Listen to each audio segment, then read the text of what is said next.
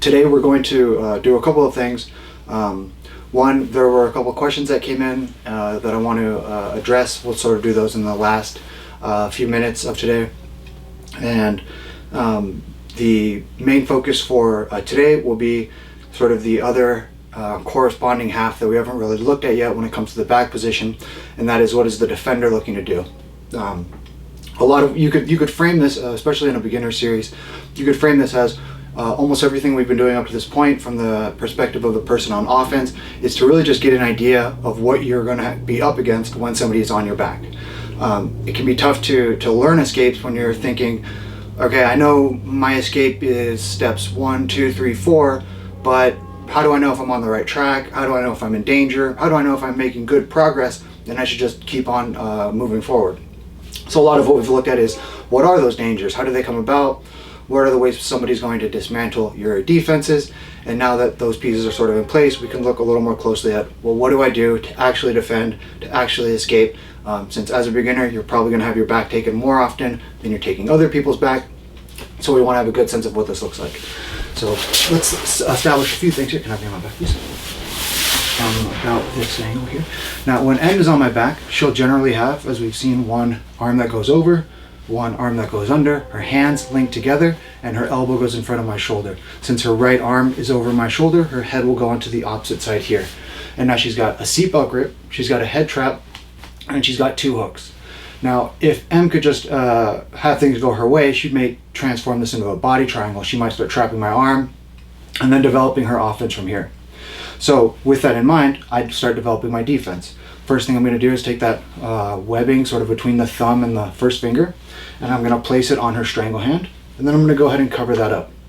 Now this is just to stop her from developing her grip further.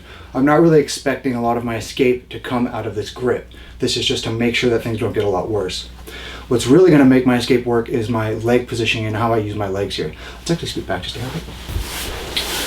So when M has this grip on me and I have my corresponding grip, I need to arrange my legs in a particular way. I want to have my right leg bent and pushing off the floor, and then my left leg will start to straighten out.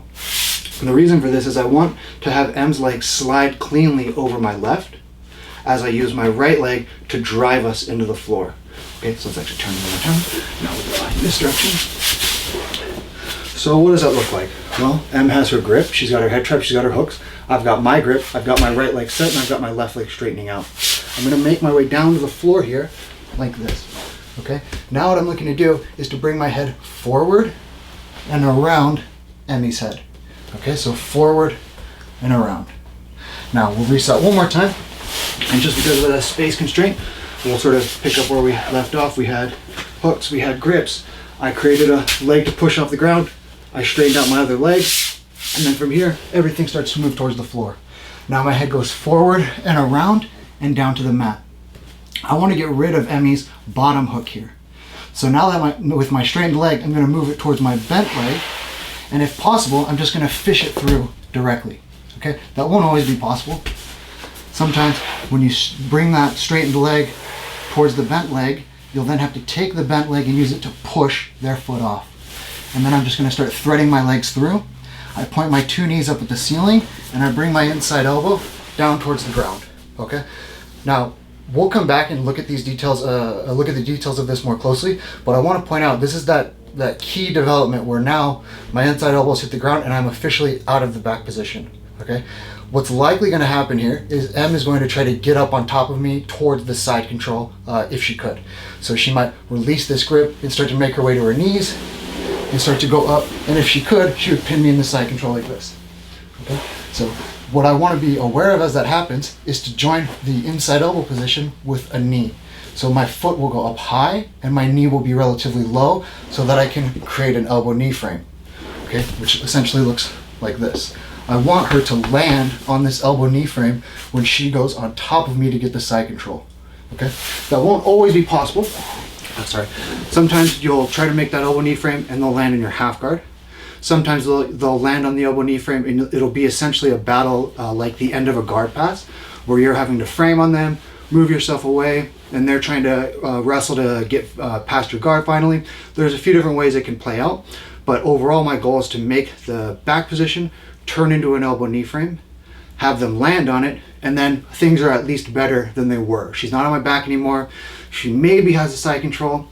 Maybe we're fighting for guard recovery, and maybe I have the half guard. That would probably be one of the better ways it could play out from the defender's perspective. Okay, so with all that in mind, let's look at this again. Right here. She's on my back, she gets her grip, her head trap, and her hooks. I get my first defensive grip, I get my second defensive grip. I want to put my right leg down to the floor, and I want to straighten out my left. I'm going to move my whole body down towards the straightened leg. I take my head forward and around so that my head can physically touch the mat. Now from this position, I need to get rid of her bottom hook. Never, ever, ever try to take your hand to pull the hook off. Instead, straight leg, move towards the bent leg. Sometimes it will fish out directly. Other times, the right will have to go in and assist the left to make its way out. And now I'm going to block out her two legs by pulling my heels to my butt. Again, at this point, it's going to be easy for me to get that inside elbow down to the floor, and I should expect a battle for her trying to go on top. I put my foot up higher than my knee, and I've got the elbow knee frame in place. She might be looking to create an underhook on me, in which case I'm going to move my head away, realign my guard, and then we're okay. Right? So, again, this is sort of I'm of two minds about this. One is they're on my back, so this is obviously less than ideal in a lot of ways. But given that, this is sort of an idealized way to escape from there. So obviously you don't want someone on your back, but if they're on your back, this would be an example of a very clean escape. There was no real danger of a submission. All of the various steps that I went through were completely uncontested until the very end, when the other person realizes, oh, I'm losing the back, better go on top, better make something happen here, and then it becomes a battle for guard recovery.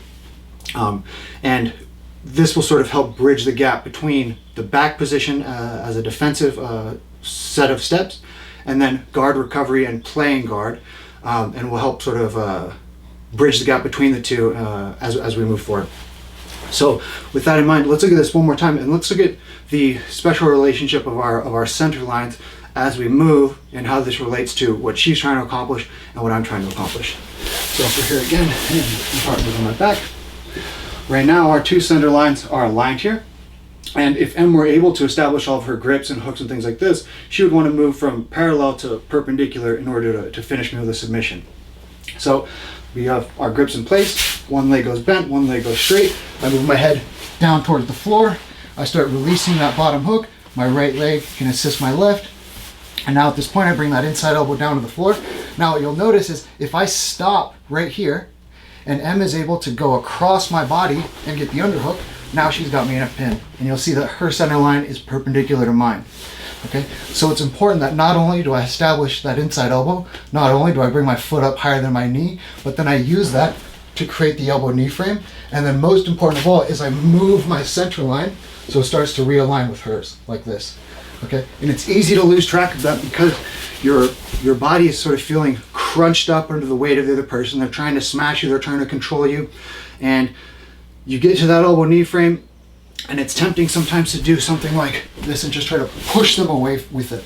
Okay, but once the elbow knee frame is in place, you never want to push like this and volunteer to separate the elbow knee frame.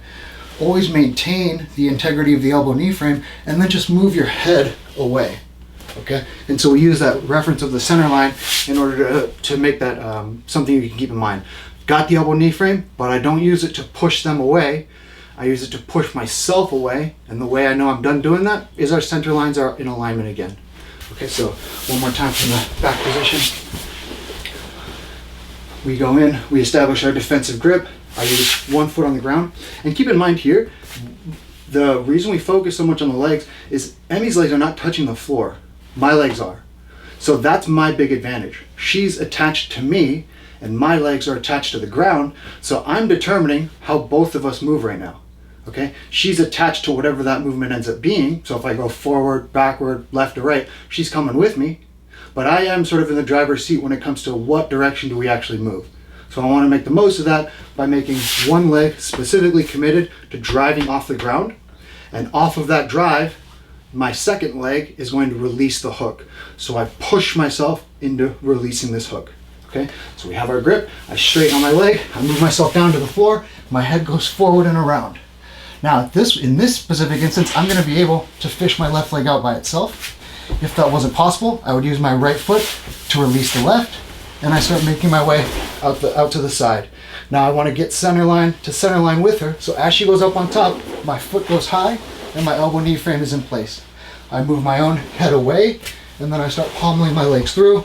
Now our center lines are aligned, and I can start playing guard and sitting up on her. Okay. So again, best case scenario when you're in sort of a worst case scenario situation, there on your back, but that's how it would look to escape cleanly, back into guard, or sometimes it'll be some manifestation of half guard. Let's switch perspectives again, and let's just review how this is going to interact with the offensive player's options and what they're going to be considering. So now, if I'm here on the back and I've got the seatbelt, I've got the head trap, I've got the hook, she gets defensive grip in place, she bends the right leg and puts the left leg straight, and she starts moving to the floor. You'll see right here, it's very important that I try to win this battle for the head trap. If I move my head away even a little bit, very easy for her to get her head down to the ground. Okay? So that's going to be my first thing. Now, if M successfully gets her head free and starts freeing herself from the hooks here, she starts stepping out to the side, moving her back to the ground, inside elbow touches the floor. Now I start making my way on top. Now, as I go up on top here, I would love it if I could clear her elbow knee frame out of the way. But as I go on top here, she can use her left foot to capture my right leg. And now she's got me in some form of half guard. Her elbow can swim under my elbow. She takes an underhook, and now she's ready to start attacking me in different kinds of ways. Okay. So again, we're on the back. Here's the seatbelt grip. There's her grip. We start going towards the floor. She starts freeing herself from the head trap. Her legs get free, elbow down to the floor. I start going on top.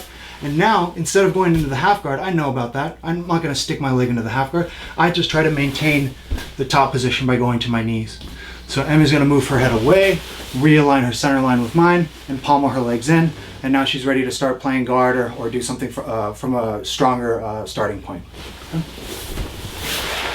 Now, the position we just left off in is, in some way, it's a form of open guard, or it could be more specifically a form of butterfly guard, depending on exactly how I'm stationed, whether I'm on my knees or on my feet, and depending on whether or not she sits up, and some of the variables inside of that.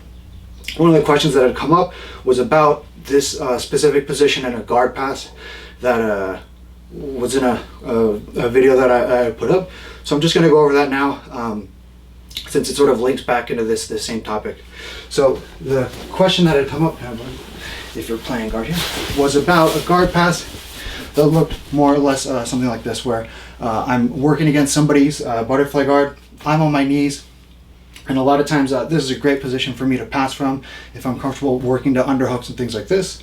But often it's a good idea to not accept that this is going to be our battleground, and instead to change the distance that I'm working at. So I might take a pair of bullfighter grips here, and then instead of just going straight away into a butterfly guard, I might go back and away and start to work from this longer distance here, because she now has to respond to my change in stance before she can just start attacking me freely. Okay, and this is a really good way to get yourself a little bit ahead of the other person before, and then continue with the guard pass, and you know they have to catch up to you. So I've got my grip here, and I can start walking around to the side. I put my knee down to the floor, I put my shoulder on her knee, and I slide down to her hip. Okay, now at this point, I can start to pin her down to the mat. I can start to bring my left knee in between and start to develop my guard pass. So just hold it. So here we are. We've gotten into a position like this, and I have my knee in between, and I have a collar grip here. Now from this kind of position, I might be interested in going around to controlling her head, and she would be trying to block my bicep. Now we're lined up at the center line, so I know that while I go to control her head, I need to walk around into a side control type position where I can gain control of her head and get my center line across hers. Okay. So the big ideas on this particular guard pass are to go from the initial guard where she's playing butterfly and I'm on my knees, and changing that dynamic. So I'm passing at a longer range than she's wanting to play from. Once I've started that kind of guard pass, it's a standard sort of flank position, knee weave position, and we develop the guard pass as we'll see later on. So one more time, we're here. She's playing butterfly guard. The standard way of operating for me would be something like trying for underhooks or weaving the legs from this kind of position, or generally operating from this kneeling, 2 knees on the ground position. But instead of working from there, I can take 2 grips on her here, on her pant legs, and move back and away. And now I'm working at this longer range outside position. I go out to the side, my knee comes down to the floor, I put my shoulder against her knee, and I pin her body down with my right shoulder. Now I pull her legs towards my knee, and I get a grip here on the lapel. I try to pull my own elbow to my hip and cover her knee while I do that. Now I look to control her head, and she's going to be blocking my bicep.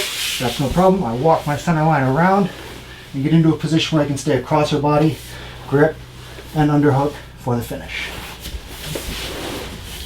So this type of action where we started off in the back position, I worked my escape, now I'm back in some form of guard. This would allow for my partner to then work her guard pass, take my back again, and we could cycle through and repeat this as just a sort of cyclical drill. And this is the kind of thing you'll want to do. You'll gain the most from in each practice, where you're both cycling through some major dominant position, you're both cycling through some defensive cycle where you're having to work your way out of a poor position and into a better one, and then you're working from a position where you're relatively neutral, something like guard. And if you can get comfortable with all of those different scenarios, you're working from advantage, from neutral, and from disadvantage. You're sort of capturing all of the major scenarios you're going to encounter, and that's important for all your stages of development. So let's look at this from, again, for starting in the back position.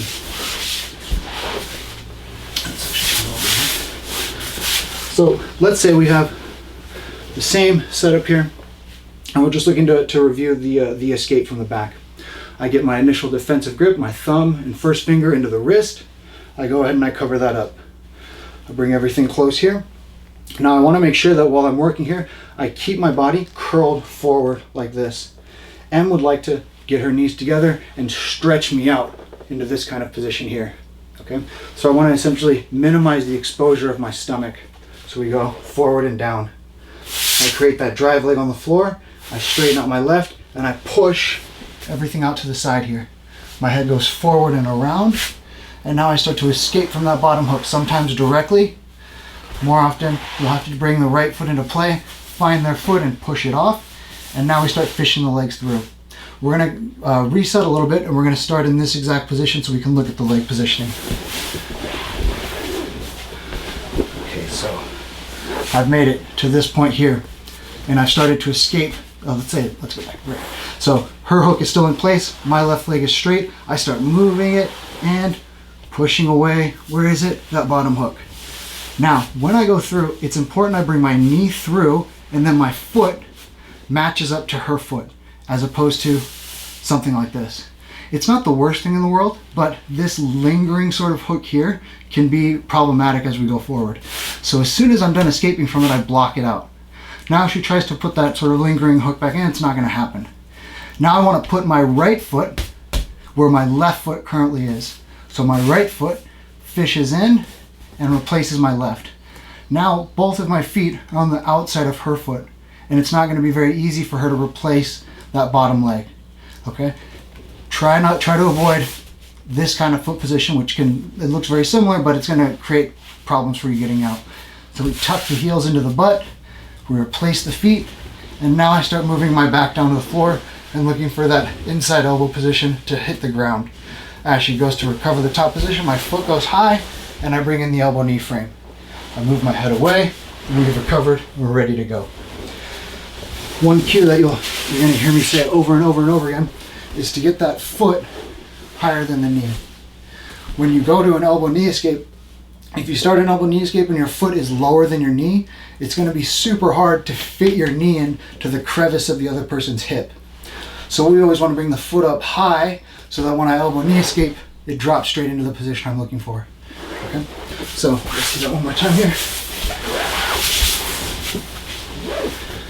Hooks come in, seatbelt comes in, we get our grip, and we start going down to the floor. I've got my left leg straightening out, my right foot pushing on the ground, head forward and around. We get rid of that bottom hook. Where is it? There it is. And we start bringing the legs through and blocking out their legs. My elbow goes down. I feel her positioning changing to top. I bring my foot up high. And now my knee can fit right into the crevice of the hip. If we were in the same position but my foot was lower than my knee, as M persisted in the pin, it's going to be really frustrating trying to fit my leg in. But if my foot goes up high, when she persists with the pin, it's easy to fit the leg in. Now I move my whole body so that we're center line to center line. I'm expecting that she wants usually something like an underhook on the far side or a grip here on my lapel. On the near side, if she could, she would probably be trying to control my head. But as I've already moved that away, she's likely going to be grabbing down here at my pant leg and trying to begin a new sort of series of guard passes. So now my left foot will pommel in, and I'll reestablish. I've got both of my legs between us. I've got our center lines lined up again, and so I know I'm done escaping, and I'm now done establishing the beginnings of my defensive guard. If I add in a grip and a second grip, now I'm starting to build up an offensive guard. I can start bringing her forward and off balance, sitting up and attacking from here. Okay, and so that will be sort of a segue into, again, into sort of playing guard as opposed to just escaping from a position. Main idea so far is when you're going to escape from the back position, we want to focus on establishing the hands, but not doing the majority of the work with the hands. They just set in place to prevent things from getting worse. Then we use the legs to actually do the escaping. One leg driving off the ground, creating direction. The other leg straightening out so that it's a nice smooth escape from the hooks. Then as we start escaping from the back position, we develop that elbow knee frame. Once the elbow knee frame is in place, you are essentially out of the back position and a new battle has been established. It's a battle for guard position. Am I going to recover guard? Am I going to recover half guard? Or am I going to end up on the bottom of a pin having lost the battle for guard position? Once you win that battle, now you're playing guard and we can, it's sort of a new frontier that we can study. Okay, so let's look at this one more time. Again, the defensive positionings, I'll try and point out when we go from I'm defending the back, I'm still potentially in danger, got to be very careful, to I'm out of danger with regards to the back, and now I'm in this new territory of fighting for guard position and what to sort of expect there. So over here. Okay, so first things first, obviously she's on my back, obviously she wants to get a strangle or some sort of submission here, so we stave that off. We bend one leg, we straighten out the other, and we start driving everything down to the straightened side. My head goes forward and around, and now I've released the head trap. I need to release that bottom hook, so we bring left leg towards right, and we start searching for that hook, pushing it off, and then stepping through and around. Now my inside elbow goes to the ground, and let me pause right here. At this moment, I've escaped from the back position, and we are starting a new battle for how is this going to resolve? Is it going to resolve with her in side control, with me having her in the half guard, or with me fully escaping to guard? Okay, and a lot of that comes down to, can I establish the elbow knee frame? I've got half of it, I've got the elbow down to the floor, I need the other half. That's going to be my foot going up high and my knee being lower than my foot. So that as M tries to gain the top position here, go ahead, I can move myself away and my elbow knee frame fits cleanly into the crevice of the hip. Okay, now I've established a frame. So she's not going to have the side control on me. It's going to be some form of guard, most likely. Okay, I move my head away, and now I've actually got some options. I can decide on one form of guard or another. I'm going to pommel my leg in, line my body up, and now I've got some form of butterfly guard, and I can sit up on my partner. Once we're in this position, let's just look at a few of the things that have changed now. Now my legs are between the two of us, and now our center lines are lined up. Okay, I can do a whole bunch of things from here, and she can do a whole bunch of things. We're in a relatively neutral position, whereas obviously a few moments ago I was in quite a bit of danger. Okay, so just one more time. Let's go from this perspective here. Let me just scoot back. Okay, so here's the same scenario. One leg bends, other leg goes straight, and we go down to the floor. My head goes forward and around. Straight leg moves towards bent leg. I start pushing off, where is it? That bottom hook, and stepping through and around. My inside elbow goes down towards the floor. My foot goes higher than my knee so I can get into an elbow knee frame. I move my head away. We realign our bodies here. And now we get our 2 grips and we start to sit up. I just spin right around and we can cycle through this again. My defensive grip, one leg bent, one leg straight, everything down towards the floor. Head goes forward and around, left leg straightens, and now I'm searching for that top hook, or that bottom hook rather, it's really up high. I fish my legs out, elbow goes down, foot goes high, and I create the elbow knee frame. I move my head away. Now we're lined up at the center line, palm of the legs in, sit up on my partner, and we're ready to go.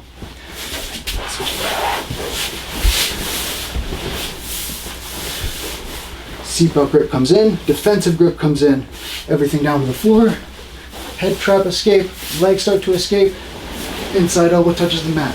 I start going on top, I end up landing on the elbow knee frame, she moves her head away from me, and I can feel that the foot is a little bit lower than the knee. So I take my hand here and I start pushing her leg out of the way to try and create a pin. Okay. We want to get that foot up super high here so that it can connect here. Yes, now we'll keep it a little bit higher. Now with my weight on her, if I try to push this leg out of the way, it's not going anywhere. She moves her head away from me. Keep on, keep on, keep on. Keep on. I can't keep my elbow with my knee. Oh, sorry. This is good. So Em was saying she couldn't keep her elbow with her knee. It's totally fine. When we get into this position and I land on the elbow knee frame, the knee starts to replace the elbow. Mm-hmm. So I landed first on elbow, then on her knee, and once that happened, she's free to move her head away. This is great. This is exactly the kind of thing that can I sit up?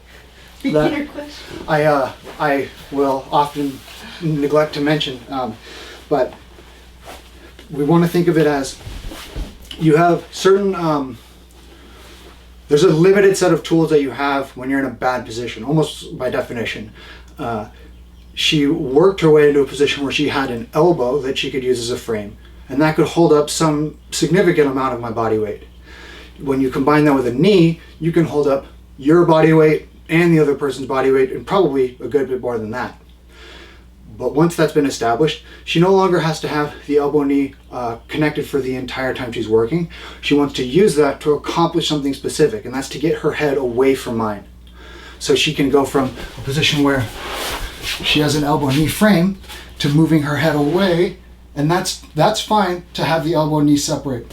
What's not fine is your head isn't moved away yet, and you push with the elbow knee frame while your head is still close.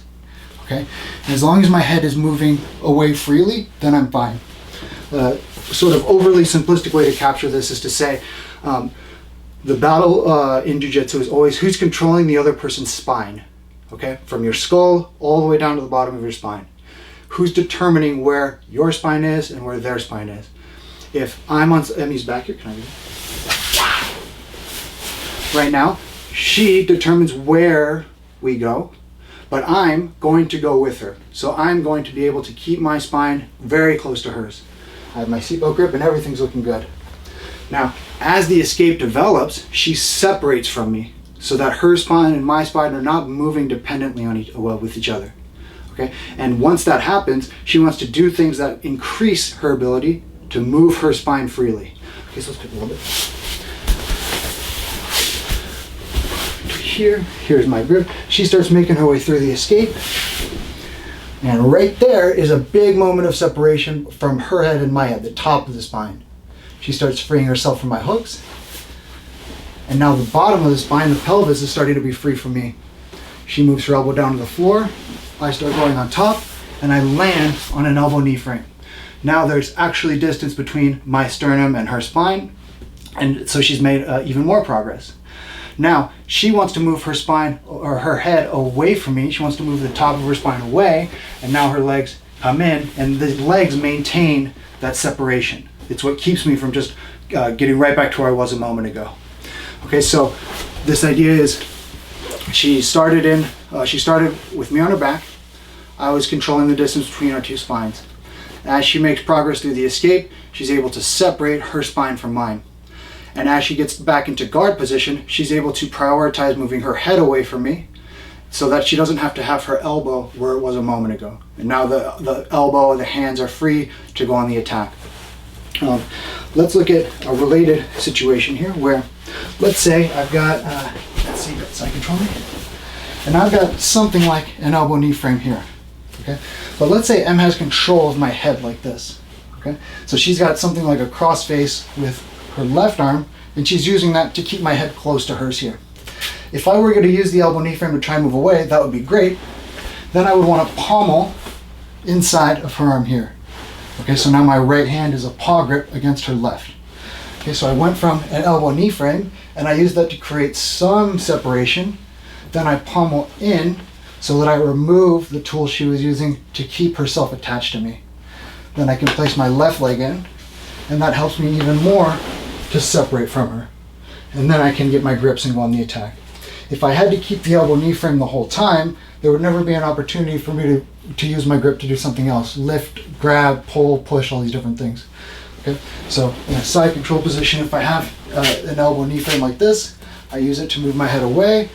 Then I can pommel in my leg, and now these are starting to help me replace the elbow knee frame with just my legs, and I can freely start to escape, sit up, and go on the attack. Okay. So let me just check that. See if we had a question here. Oh, okay.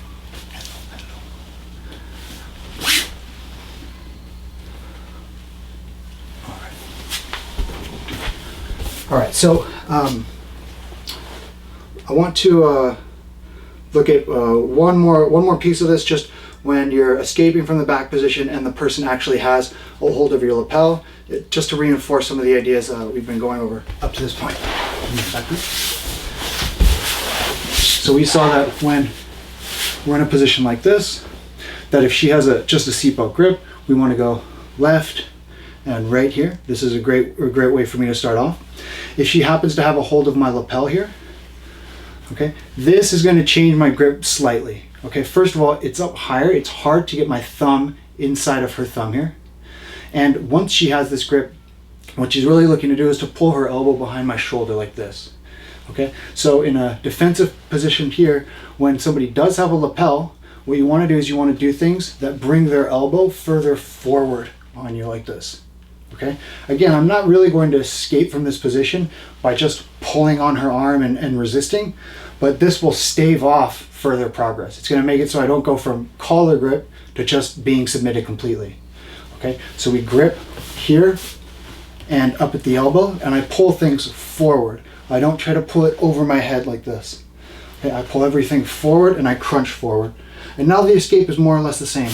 Right leg bends, left leg straightens out, everything goes down to the floor, and I escape my head. I free myself from the bottom hook, inside elbow down to the ground, she goes up on top, haha, elbow knee frame in place, haha, I'm out of here, haha, look who's having the last laugh.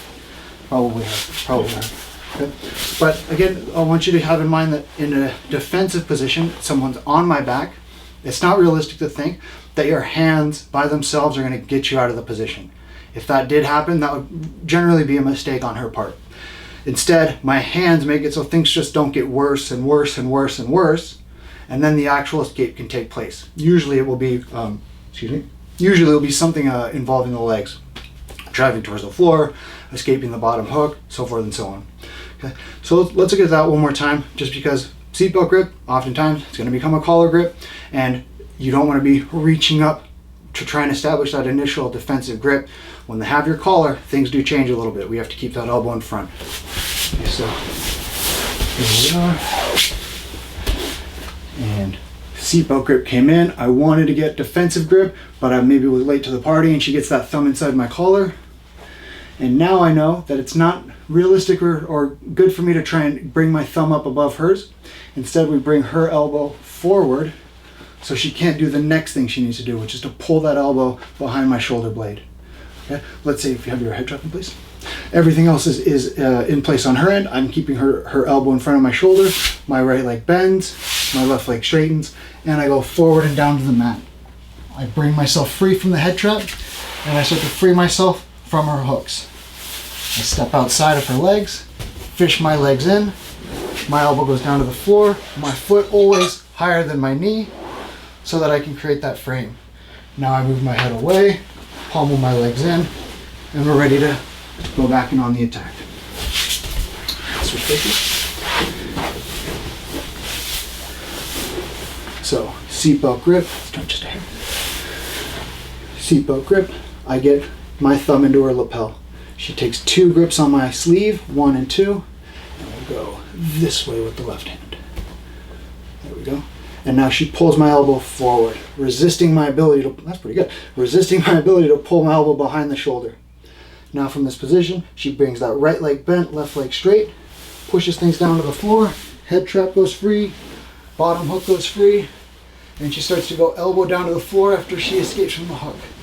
Now I try to go on top, elbow knee frame in place, and now that I've landed on the elbow knee frame, she can freely move her head away, pommel legs in, and let's see if she remembers. Can we go to spider guard? Pressure's on, pressure's on. We don't script this portion at all, so I just put the pressure on her. So here's her spider guard. She does a couple of repetitions going side to side here. Very good. Good. Whoa. Okay, she wants to get it. She's done. She's just like totally throwing me into the computer right now. So we switch a couple more times. Good. And you'll see that in this position here, Emma's trying to turn her palms up and pull her elbows down to the ground. And then as she switches from side to side, she's got a straightened leg and her head is always moving towards the side of the straightened leg. So she does another repetition here and one more here. And then the last note on this is as she does her switching here, she's always trying to get that heel higher than the toes. Okay, if she does toes higher than the heel, this is easy for me to pommel free from. So she's always going to be bringing her heel up higher than her toes, and you'll see that really pulls my elbow away from my hip and pulls my arm into a very poor position. So she's got that straightened leg, her head moves towards it, palms are turning up, elbows down to the floor, and she's got her heel up high. And now there's a lot of good tension on her end that's controlling this position. She maybe does a switch again, here, and then one more. All right, and a switch. So now M's on my back here. Instead of just a seatbelt grip, she's gone even further. She's got a hold of my lapel. I get a hold of her sleeve, and I bring her elbow in front of my shoulder here. I bend one leg, straighten out the other, everything down to the floor. My head goes forward and around to escape from the head trap, and I start working my way free from that bottom hook. I've got hunter foot down and extract my 2 legs. She starts going up on top, my inside elbow down, my foot higher than my knee so that I can fit that frame in. I move myself into as close to parallel as I can get, and then I fish my legs in between. If she starts grabbing a hold of my pant legs here and standing up on me, yep, and now I can start to work my spider guard here. Grips on the sleeves, turning the palms up, and elbows down to the floor. My heel goes higher than my toes whenever possible, and we can start to work our way through the spider guard position here. One thing I had in my notes here was that there were some requests for things to do if let's say you're watching this, you want to be working alongside, but you don't have a partner. What are some things you can do? And one thing I'll look to incorporate as we go forward is to really separate out. Okay, here's what it would look like solo, and here's maybe a drill you can do if you're just working by yourself. Here's sort of the technical instruction as to what I'm doing, what my partner's doing, and what essentially would be, a description of us sparring or working live. And then sort of the idea we looked at before, which is partner checks. I'm doing something, my partner's doing something, and we are just looking to see if we're on the right track. How do we know if things are working out well? It might be something like, can you hold their body weight up? Can they break your grip? Things like this. So sort of solo, technical instruction, and then partner checks. The basic one for this lesson today is just creating the elbow knee frame and the elbow knee escape. And there's a whole bunch of variations on this, but I'll just demonstrate one that is applicable to today. So I'll actually do this drill solo. So there's a bunch of ways you can you will learn to do hip escapes or elbow knee escapes. Some of them involve both legs starting bent Some of them involve one leg bent and the other leg starting straight. There's reasons for each of those. What I want you to focus on first is just pulling your 2 heels into your butt and lifting your butt off the ground. And then from here, I'm going to make a turn onto my side. One foot will go up high, and I'll join my elbow and knee together. Okay. Now I put that same foot on the floor, and I use it to lift my hip up. And in one turn, I go from right hip to left hip, and I bring my elbow and knee together with my foot up high. Okay. I don't want to go foot to the ground, lift, and then set my hip down and drag on the floor. Okay. I want to be able to pivot from one hip to the other while keeping my tailbone off the ground. Okay, that's a sort of specific elbow knee escape for this scenario today. So it would be from this position here, I pull my heels into my butt, I lift everything off the floor. My foot goes higher than my knee, and I go onto my side so I can create an elbow knee frame. I put that foot down to the ground, and now I lift. My hip is off the ground, off the ground, off the ground. My tailbone completely off the ground here.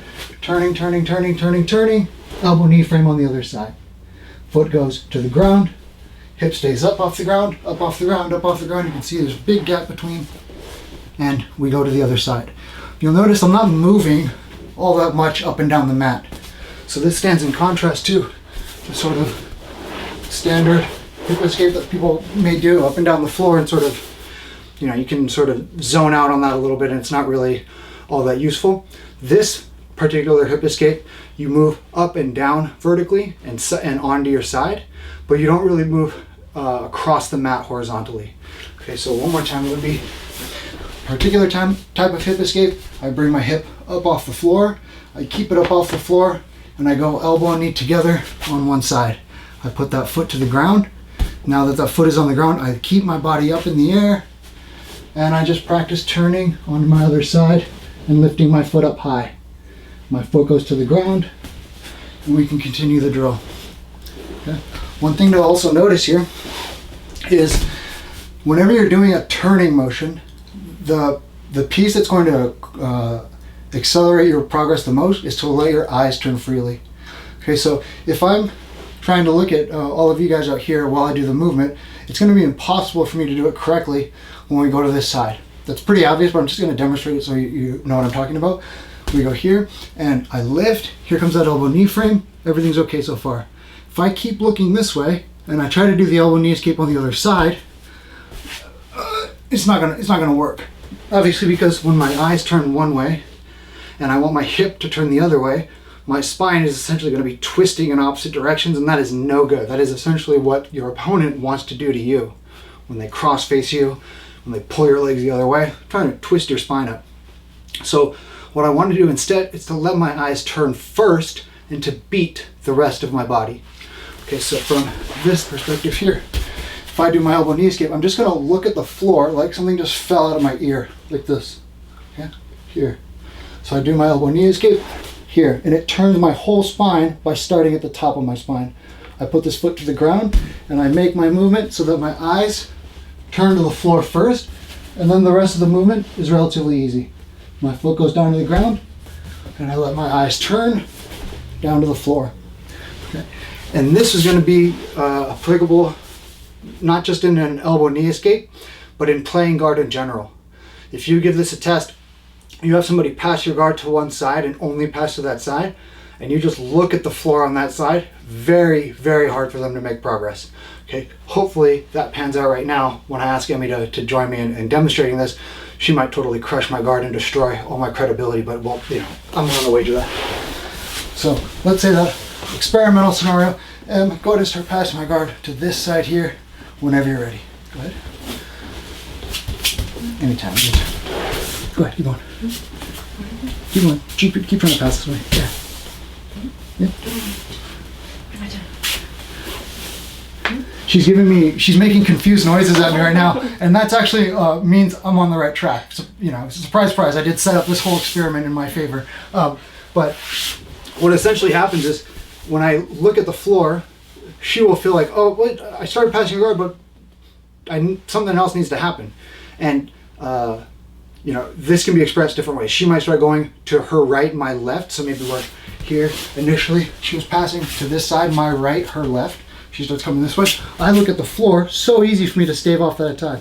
The downside, of course, is that the other side is exposed. So as she goes to that side, now my guard is easily passed. Okay, but I can organize my response to that in just the same way by looking at the floor on the other side. Okay, so here we are. She starts passing to one side. I look at the floor. She goes to the other side. I look at the floor, and now we're lined up again. But what tends to throw people off from the guard player's perspective is they just look at the other person. So instead of making their eyes look at the floor, they're sort of caught in between. They're looking somewhere over in this land. So maybe I don't have my grips, my hooks completely came off. She starts passing my guard, and I'm defending here. She can make progress in this direction, no good for me, or the other direction. And that's almost impossible to deal with when you have to defend two routes at the same time.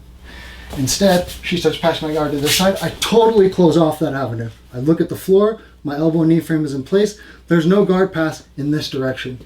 She might try to spin past my head. She might go to her right. Those are all fine. But I've defended this side completely. Now she goes to the other side. I defend that side completely by looking at the floor.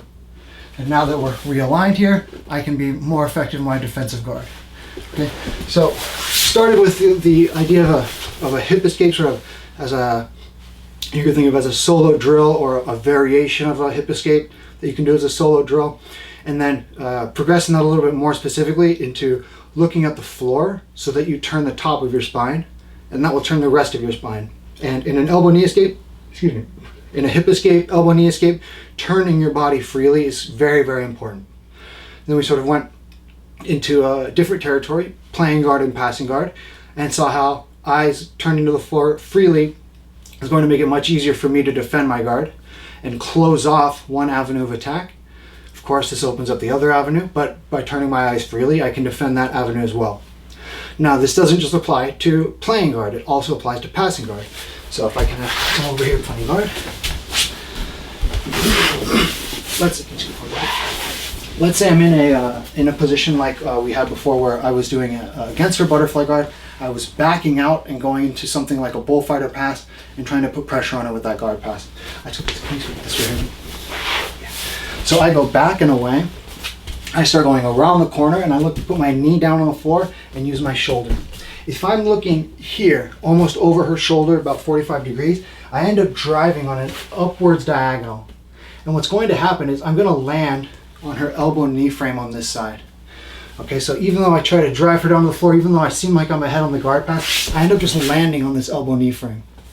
Okay, instead of that, if I let my eyes turn all the way to my 6 o'clock, I'm going to end up turning my body and twisting, and that's going to make it much easier for me to separate her elbow knee frame. So I go back and away, I start going around the corner, here comes the shoulder down, and I look towards 6 o'clock. Now when I start driving down to the floor, it's much easier for me to bring things into a position where I can start to go on the attack and separating her defense, her elbow and knee and things like this. Okay. So we'll revisit that idea as we go towards guard passing and as we go into playing guard more and more.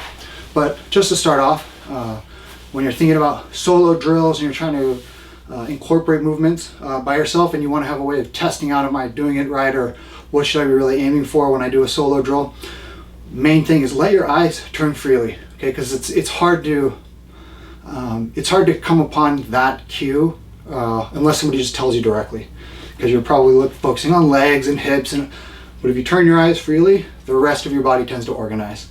And so that would be my recommendation as a drill for you to do in a solo setting when you're looking to practice these types of movements. So to recap, we sort of looked to complete a little bit of the picture today by doing some of the defensive work from the back position, and we looked at what to do against a seatbelt grip. We looked at what to do when somebody has a lapel grip. Okay, in both scenarios, we were basically just using our grip to make sure things didn't get worse and worse and worse. And then the actual escape came from the legs. One leg created direction, and one leg looked to create sort of a smooth transition away from their bottom hook. As we went to the floor, we released the head trap, brought that inside elbow into position, down to the floor, and then we got into an elbow knee frame. From the elbow knee frame, we sort of transitioned away from the escape itself into the beginnings of guard recovery and playing guard. And so we'll pick up in that territory the next time we visit this.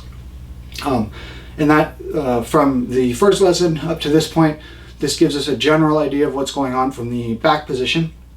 And to put this in a greater, sort of larger context, as we go into playing guard and passing guard, one of the things that's going to come up over and over again is this assumption that if you're passing someone's guard or you're playing guard, if you get to someone's back, it's essentially over. And we sort of make that assumption that if all of your work, all of your submission attempts, all of your sweeps, all these different things from guard, if they all lead to you getting to the person's back, you need to treat that as a win. And that assumes a lot. That assumes that you know how to break someone's defenses down. That assumes you know how to apply a strangle successfully once you've gotten through their defenses. And that, of course, isn't always the case when you're first starting off. So we sort of, this whole series began with that in mind, with an idea of where are we going to end up if things go right, and what do we do when we end up there. We end up on someone's back, we want to have a very, very high level of confidence that we're going to get a submission, or at least they're not going to escape from the back, and we can repeatedly attempt various submissions.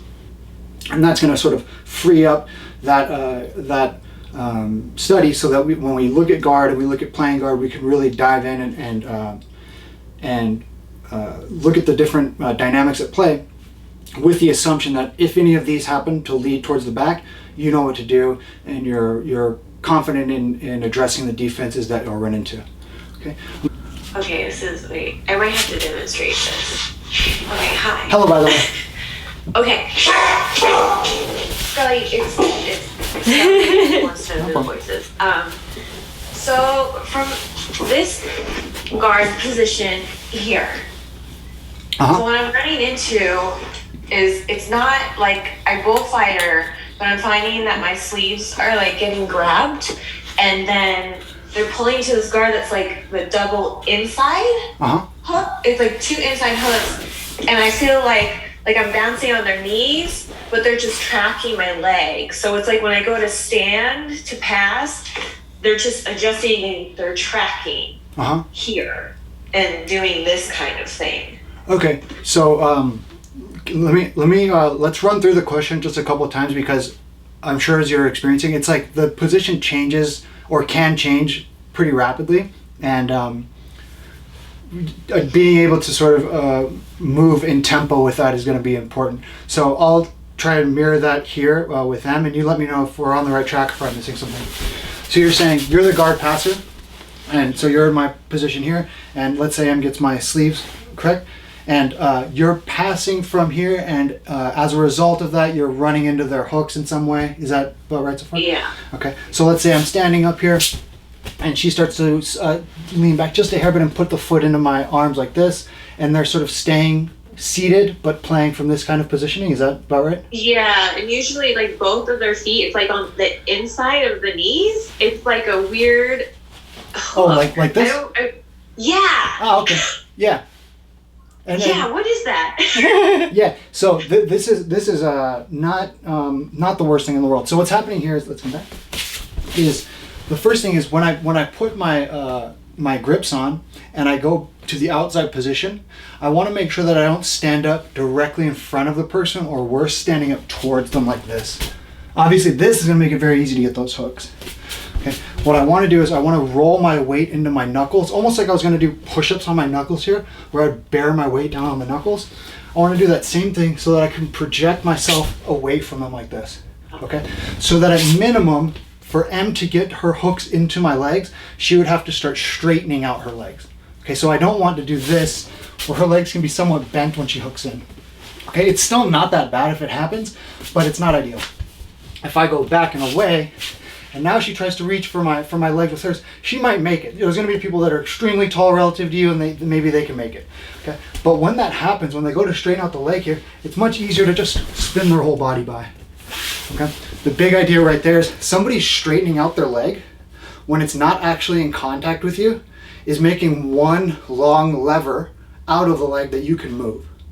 Okay, so contrast that, let's say regular spider guard here. Okay, so we're in a position like this. She's got a straightened leg. This is a problem for me because her grip and her hook are in place. And so for me to just manipulate her leg here is not very realistic. She lets go of the grip though, and it's easy to just punch the whole leg by. So when somebody straightens out the leg and they have nothing to keep it attached to you with, this is no good for them. Okay, and that's why we normally see this sort of spider guard grip. Okay? So by the same token, if we're here and I go back and away, and she still reaches with one of the legs, that straightened leg is very, very compromising for her, and I can go back to the side. So my first recommendation would be try to move yourself back and away from the person instead of just vertically up. Probably what's happening is you're going vertically up and the legs are hooking in. Right? Try going back and away first. What's probably going to happen is they're going to pull on your sleeves and sort of try and disrupt your positioning by bringing your elbow forward. So if I'm here with them, and same scenario, I start going back and away, watch my arms here. If I go like this, now M starts pulling on my sleeves here, and she draws me forward. So now I've effectively not stepped back and away because of where my leg positioning is now. What I want to do is turn the biceps out and try to keep my elbow pointed at my hip as I go away, and never pointed out to the side like this. So I point my elbows at my hip. Now when I go back and away, if she pulls on my sleeve, nothing happens. Okay? And then I would just try to take a step to the outside and then get to an angle where I've got her center line beat with two of my feet. So I'm on one side of the center line or the other. And now it's easy to start doing our footwork and moving around the corner and beating the person's guard position. Does that start to get at what you're running into? Yes. And I'm also running into like, it's almost like what mink does, where it's like their top leg comes in. It's like that butterfly hook, but I feel like it's like extra bouncy, like how mink does, like from half guard. Is it in your legs or it's over your arm? I feel like their knees like on my shoulder, but I'm not able to like rotate it in a beneficial way. So you're sort of in a, if you're lying down right about here, you're sort of in a position like, is it here? Yeah. And maybe this leg is hooking in a half guard or something like this. Yeah. Okay. So that position, I'm trying to think about how it would emerge from what we were just talking about. There's a few ways that can happen. Let's say, if we come back here, if M has my sleeves here and I go back and away, and she does pull on my sleeves, and I end up coming down to try and collect my balance, and then we end up threaded into this type of positioning here, where she's essentially saying, I'll play guard, that's fine. I'm gonna go onto my back, that's fine. I'm gonna try and draw you in, and the trade-off is they're more limited in the ways they can move, their ability to sit up and things like this. But the upside for them is I'm much more captured in her grips and her legs. It's harder for me to just back up like I did initially. I essentially have to contend with this guard position now. Whereas before, I was so far outside of her grips and legs that my footwork was going to keep me relatively free. Okay, so when this happens and you land on this knee here, the first thing you want to try and do, let's say you have your initial grips here, is to try and get them so that their knees are pointing opposite of where they're facing. Most people, most of the time, play guard on their right side. Okay, so what tends to happen is people will go like this and they'll just, as you were saying, sort of bounce off of this knee, and they feel like they're sort of constantly deflected from here. Instead, what I want to do is take her bottom leg to her top leg like this. Okay, so I just start moving everything to my right because she's facing to her right. And if she allows that to happen, it's much easier for me to just walk her with my legs free and pass her guard completely. Now that's assuming quite a bit. You know, I've sort of landed in her guard and it's just one course of action I can take. I know she's facing one way, so I try to move things in the opposite way. But of course, what's likely going to happen is either she's going to accept that and turn the direction I'm moving things, right, and sort of play guard on her left side. Pretty uncommon. I'm sure you've seen, like, even if people know they should be playing guard on this side, they will resist doing it because they're just not as good at playing guard on that side. And the other option is they'll try to resist you from initially lifting up that knee, and that's going to give other opportunities. So it might end up looking like this. We're here. I know she wants to be on her right side. I know she wants things going in this direction. I start trying to pick up on her bottom leg. She knows that, so she doubles down. She threads her leg a little further through and stays on her side here. Okay, now I have the opportunity to actually do things like a leg weave, which is probably what you were looking for initially, but you were here, no leg weave, versus here, easy leg weave. This, leg weave every time. This, never, ever, ever, ever. Okay, but the problem is, how do I get this knee down? It's never going to happen up here. It's always going to happen by taking this bottom leg and threatening them in this direction here. So I threaten in this direction. She goes, oh, I don't like that. I don't want to play guard on my left. I'll go to this right side. Okay, now I've got an actual leg weave I can start working with here. Okay. You know this in the sense of you've felt what it's like when you try to pass one side or the other. They resist, and now there's an opportunity on one side or the other. It's much harder to lay out all of those details in this context versus when you're going live, you just feel the resistance to your progress. They're resisting me here, so I try to go to the other side. They resist me on that side, so we come back around. What you actually end up seeing is something that just looks like this. What it usually looks like is just this. Right? But what actually happened, I went to one side, she responded, I brought everything down and leg weaved. And so descriptively, maybe this is all we talk about. Leg weave. But in reality, it's I move to my right, she responds to me, then I go back to my left, and now I have the leg weave path. Right? So what you'll experience is you try to go to one side, you feel the slightest inkling of resistance, and you just punch back into the leg weave that I'm assuming you were looking for initially. The last bit on that is, especially with the person you were just talking about, who we've all sparred with plenty of times and had a great time sparring with, is there's going to be a moment when their top leg goes into a position like this. It's turn on here, where you'll see M generally wants to have this sort of alignment where her foot and knee are relatively the same height with her top leg. But if she's really trying to deflect me with her knee and capture me with her foot, the foot sometimes starts going like this and getting really high relative to the knee. This is excellent for me as a guard passer, very compromising for M to do this. Okay, so it might look like this. We're here, I start making my way to my right, we start bringing things back, and now I'm starting the leg weave here. I start bringing things down, but I'm not able to punch through on this side. I feel like I'm caught up in the legs. But if I can bring everything down and I feel her foot going up high at all to capture me, I can start walking around her legs and going to my right side to pass. So that as her legs go like this more and more, I would go around to this side. If this changes here, then I would keep the leg weave as I originally had it and go to my left. Okay, it's something you're gonna feel on your lat and on the back of your shoulder. You're gonna feel their foot continuing to go up, but their knee going down. In that case, it's easy to keep the leg weave and just walk to your right. Okay, so that would be the last thing I would look for. Anyone that likes to use that shoelace hook to capture you is going to have a tendency to get collapsed in that position. Okay, so that'd be the last piece of advice there. Did you have other questions? Or other ones you want to bring up now?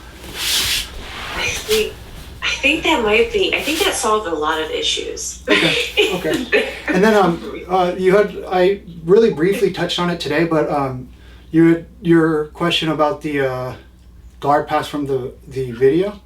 So I wasn't sure if there was something. I'm getting into like that leg weave position, but I like have this vague memory, and I think I watched one of your YouTube videos where you weave, so you're like doing something like a leg weave, and they're putting their leg up high, so you weave your own knee back in, and then go to the mount.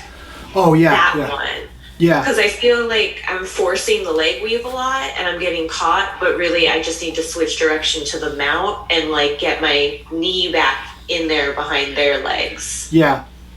So I'll touch on this sort of more just as a general concept than that specific guard pass, because the thing with that guard pass was I was responding to a butterfly guard by going back and away. So that's one item. And then it was essentially a bullfighter pass using the shoulder. And that's another item.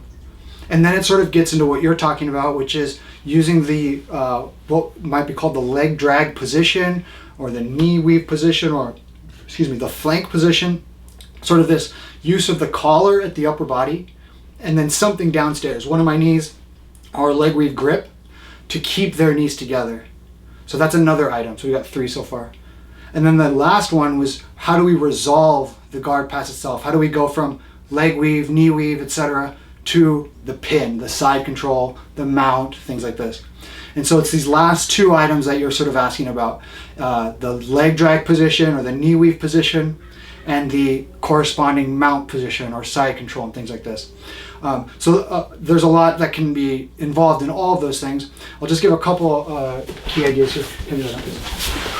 So in general, if you're passing someone's guard like this and their knees are together, it's best to keep them together. It's also best if I have their knees on one side of our center lines, if I can keep them that way. So that's what's going on here. As opposed to this, where all that's really changed is one of her knees has moved to the other side of my center line. Let's actually turn a little bit. So now this knee is on this side of my center line. Whereas before, this was the case, and her knees are on one side of my center line, and that's great for me. All that's happening when you do mount, side control, leg weave, leg drag, is you're essentially allowing yourself to use different tools to make this configuration happen. So if I were to replace my left knee with my right, I'm keeping her two knees together, I'm keeping them on one side of my body. Awesome. This would be the way that you would go into the mount position from here. Okay. But the mount position is really just a sort of a byproduct of this more important idea of having the two knees on one side of the body. Same thing with the leg weave. I put the two knees together. Here's my leg weave. I keep the knees together. I start freeing myself from her legs, and now I might punch my knee back in between. So now I'm right where I was a moment ago. Okay, and I can try and separate her head and climb up to the mount. Okay. But what I would recommend is don't worry so much about, did I do a leg drag? Is it a knee weave, or should I go to mount or side control? What's most important is that I keep their knees together. I can use either one of my knees, and I can use my grips to do that. If possible, it'll usually start with your grip. You're moving, your grips start to get things going here, but your grip will rarely be enough to sustain the knees together. So I bring everything down. Now my right leg is going to climb, and it's now my right leg that's keeping hers together. Now my grip is free to go to the upper body. And I might go to the side control. If I can't separate her head from her knees, I might go to the side control in order to resolve the guard pass. But going to mount, going to side control, those are relatively easy, I would say. More important is, keep in mind, I want to keep their knees together. Starts with grip, then one of my legs takes over, then depending on how they respond, I might go to mount, I might go to side control. Did you have anything else then? I think that's it. Unless I go on a tangent about something completely unrelated. Try me. If it's too much, I'll let you know. I'm also having trouble, I think, with De La Hiva countering. It sounds so stupid. I know I'm doing something really stupid and basic. That's always the case. If you get a good answer, just really strong at keeping it's the De La Hiva on one side and pushing on that same side with the hook. And I really suck at leg dragging, and I feel like I just have trouble when there's so much tension on my hips, loosening that up so I can pass again, if that makes sense. So the person playing guard, can I stand up, is doing something like this. Yeah. Same as the hook, they're putting that foot on the hip, they're probably thinking they're all fancy and holding your belt, this kind of thing right here. Yeah, very aggressively. Yeah, it's the worst. So fancy. Okay, so let's actually come this way just a bit. And there's the initial hook here, there's the grip at the foot, there's the belt grip, and then there's this foot on the hip. Now the counterintuitive thing that you have to do is to move away from them first. Because this grip pulling, hanging weight off me, real strong pull, and this foot on my hip here, this will indefinitely keep me the forward pressure off of them. Okay? Because you know that if I pressure forward, I'm gonna get sat down to my hip, or I'm gonna get my back taken, or anything in this direction is gonna get spoiled by being sort of moved out to the side here. Okay? So what I need to do is I need to relieve the tension created by this foot and this grip, pulling on one end and pushing on the other. Going forward isn't going to do that. The weaker piece of these two is the grip. So what I want to do is grab the leg and actually sit back in a way so that I can free the leg. And now I can collapse everything inward. Okay, it's very counterintuitive, and that's what sort of makes it effective. Is it breaks one of the first things about guard passing, which is forward pressure, turning pressure towards their head, and all of this is arranged to stop that. So we have to go back and away to put some slack into the grip and the foot on the hip. Then once that slack is in place, you can release the hook, you can kick off the Danaher or something like this, and then you can go back to passing their guard. Right, but that would be the main thing that I would, because that's probably the most counterintuitive part of it. And once you get that settled, then the rest of it's fairly simple. Just to bear in mind, it's totally fine in these scenarios if they have the grip and they have the foot. It's totally fine to put a hand on the floor or put a knee on the floor. But what you want to make sure of is you're able to keep realigning with them. So I wouldn't do this and stop. You'll see that now M can freely spin underneath me. What I want to be able to do is put my hand and knee on the ground and then turn to face her like this. So I'm always able to pivot here. And now I can start to drag or get the foot off of me. Okay, so as I move back and away, maybe I move towards 4 o'clock or, about 6 o'clock or 4 or 5 o'clock, sort of back and away. I want to constantly face 12 o'clock. So I don't move away and look away, then they're going to spin underneath you. Instead I move away, but I look towards them so that I counter their rotation by following them. Okay. If there's other items, feel free to send them over to me. I'll try to incorporate them into the next time we do a lesson. But we'll leave it at that for today. I think that's a good set of questions. Good to see you, Em. Thanks for joining us. All of you in chat, whose name I won't say, good to see you as well. Have a good evening. Not bad again. Not bad. I don't know. No. Go back. To what? Yeah. The only danger with this is if I start moving you side to side and you have nothing to base on the floor with. So it's not the worst thing. I would do a 1 and maybe 1 here. Yeah. If you were to grab up here or something like this, then you could do the same thing you just did with your elbow. That's a good idea. So then I can see what I do. Yeah. But if my legs are in between us, like usually I'll want to try and control them somehow, either elbow or directly with your hand. Another one is you could just take 2 hands and grab my pants here. Yeah, and then if you were to stand up on me. Oh.